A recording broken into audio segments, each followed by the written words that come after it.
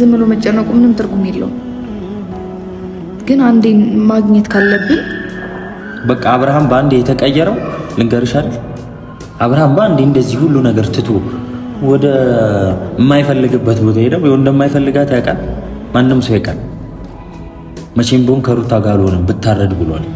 ስለዚህ ይሄን ነገር የሆነው በአንዴ ሁሉ ነገር እስከ መቀየር የደረሰበት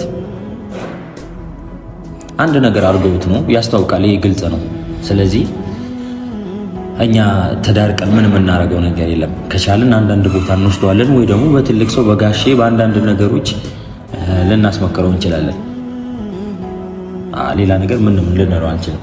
ምክንያቱም እንደዛ እየሰደበችውና እንደዛ እያንቆሻሸችው እንደዛ እስር ቤት እያስገባችው መቼም ቢሆን ከሩታ ጋር ሊሆን አይችልም። ይሄን እናውቀዋለን። ማንኛውም ሰው ያውቃል። ግልጽ ነው። አንድ ነገር አድርገውበት ነው የምትወደውና ለሱ ስትል ብዙ ነገር የተባለችለት ሄርሜላ ወንድ ምናምን አታ አይደለም።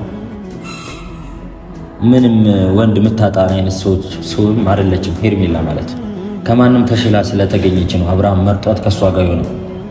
ያረገዘችለትም እንደዛው ማለት። ምን ብዬ መናገር እንዳለብኝ አላውቅም። ማርቲ በጣም ነው የደከመኝ ማለት። ለሰው መልፋት ራሱ አንድ የሆነ ጥቅም በሌለው ነገር መልፋት ራሱ በጣም የሚከብድ ነገር ነው። ገብቶሻል?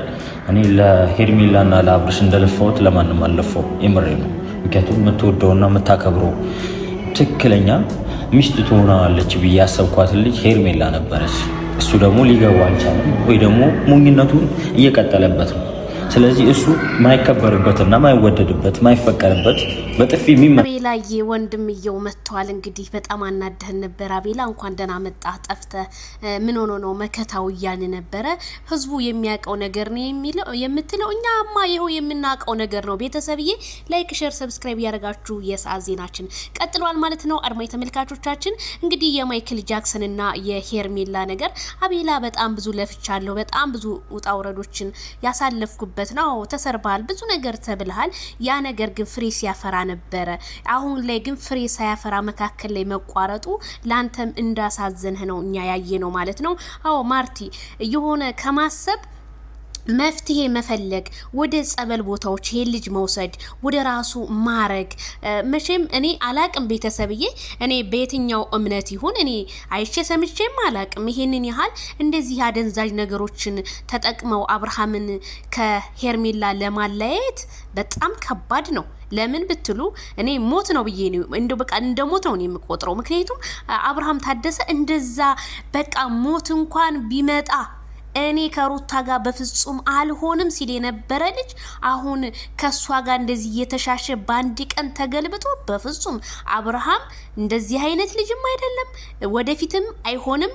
ምክንያቱም ሩታ እየሰራችው ሴራ ነው። ይሄን ሴራውን ደግሞ ለማክሸፍ አቤላዬ የት ገባ በጣም ሰዎች ያላቸውና አቤላ መጥቷል። እንግዲህ የገባችሁ ላይክ፣ ሼር፣ ሰብስክራይብ አድርጉ ማለት ነው። ቻናሉን ከማርቲ ጋር ነው የመጣው። እንግዲህ አቤላዬ አዋዝናል፣ ተጨንቃል፣ እናቃለን፣ ይገባናል። ግን ይሄ ልጅን ወጥመዱ ውስጥ ልክ እንዳስገቡት ከወጥመዱ ውስጥ የሚያስወጣ መፍትሄ መፈለግ እንጂ ሶሻል ሚዲያ ላይ መጥቶ ማዘኑ መተገዙ ለጥላትም በቃ ጥላቶች እንዲደሰቱ ማድረግ ነው። በአሁን ሰዓት እኔ ምን መስሎ እንደሚታይታ ጥላቶችን አይናቸው ደም እየለበሱ እኔ እነሱ ማናደድ ነው። በቃ ከነሱ ተሽዬ መገኘትን እንጂ ወድቄ መገኘትን በፍጹም አልፈልግም። ምክንያቱም ጥላት ላንተ ጧት ማታ እንቅልፍ ያጣል። ስለዚህ ጥላት ግን ደግሞ እንቅልፍ አንተ ማሳጣት አለብህ መልሰ። ስለዚህ የሄርሜላ ጉዳይና የማይክል ጃክሰን ጉዳይ መፍታት ያለባችሁ ጓደኞቹ ናቸው።